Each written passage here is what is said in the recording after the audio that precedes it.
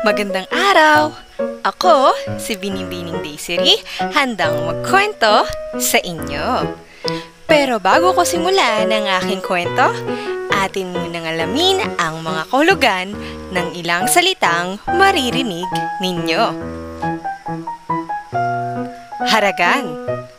Tawag sa mga batang tamad, lakwatsero at walang galang sa kanilang kapwa. Engkantada. Isang nilalang na gumagamit ng hindi pangkaraniwang kapangyarihan para sa kabutihan o kasamaan. Siya ang pinaniniwalaang nangangalaga sa ating kapaligiran. Waldas. Nagsayang o gastos ng gastos. Desyerto. Lugar na tuyo at walang mga puno at tubig. Tambakan. Maraming dumi o kalat. Ihanda na ang sarili sa aking kwento. Buksan ang mata, umupo ng tuwid, at sa akin ay makinig.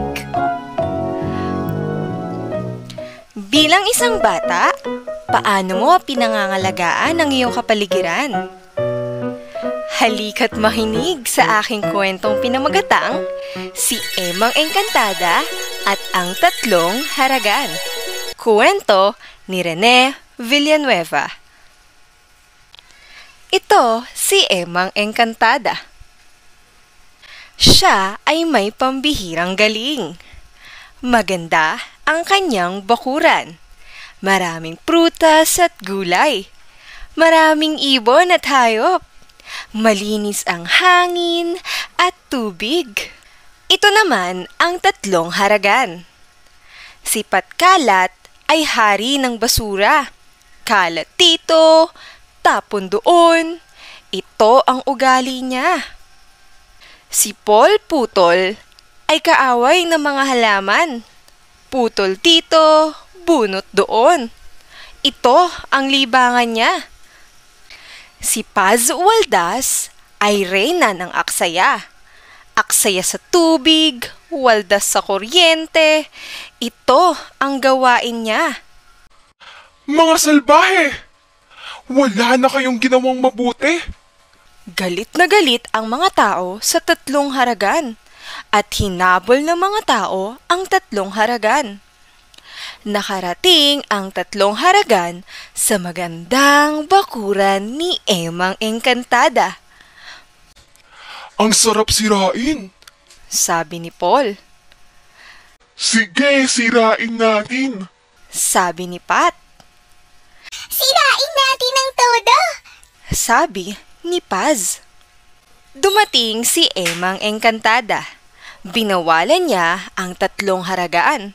Tumawa lamang sila ng tumawa habang sinisira ang magandang bakuran. Nagalit si Emang Engkantada. Dapat kayong bigyan ng aral! Sabi ni Emang Engkantada. May dumating na malakas na hangin. Umikot ang malakas na hangin sa Tatlong Haragan. Nahilo ang Tatlong Haragan. Napunta si Paul sa isang lugar na puro buhangin. Walang halaman sa paligid.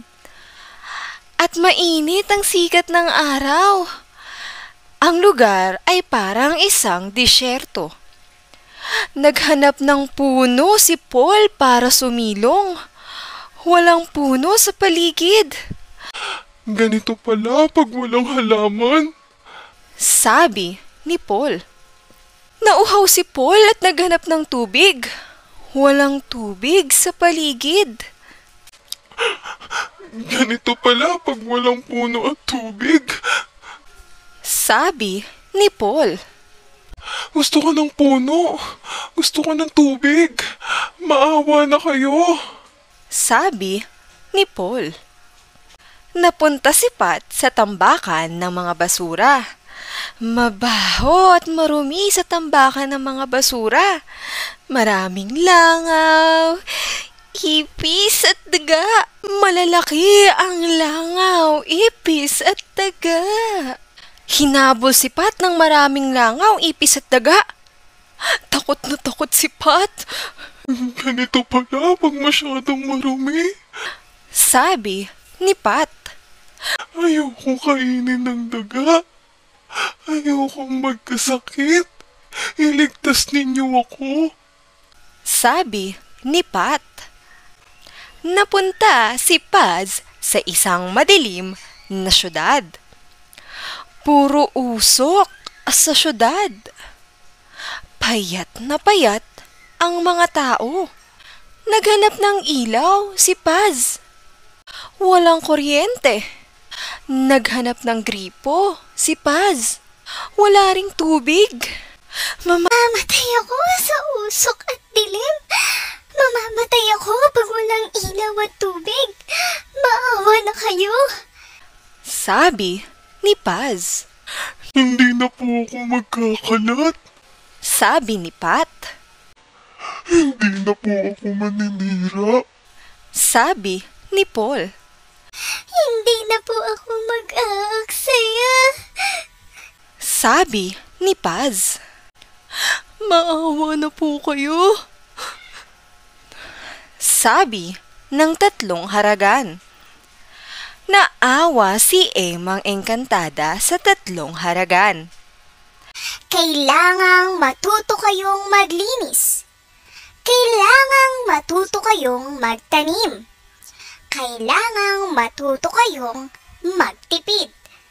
Sabi ni Emang Engkantada sa tatlong haragan. Tumulong ang tatlong haragan kay Emang Engkantada. Naglinis ng bakuran si Pat. Nagtanim ng halaman si Paul. Nag-igib ng tubig si Paz. Tuwang-tuwa si Emang Engkantada sapagkat nagbago ang tatlong haragan. Iyan ang kwento ni Emang Engkantada at ng tatlong haragan. Sana ay natutuhan ninyo ang kahalagahan ng pangangalaga sa kapaligiran. Maraming salamat sa pakikinig. Hanggang sa muli. Paalam!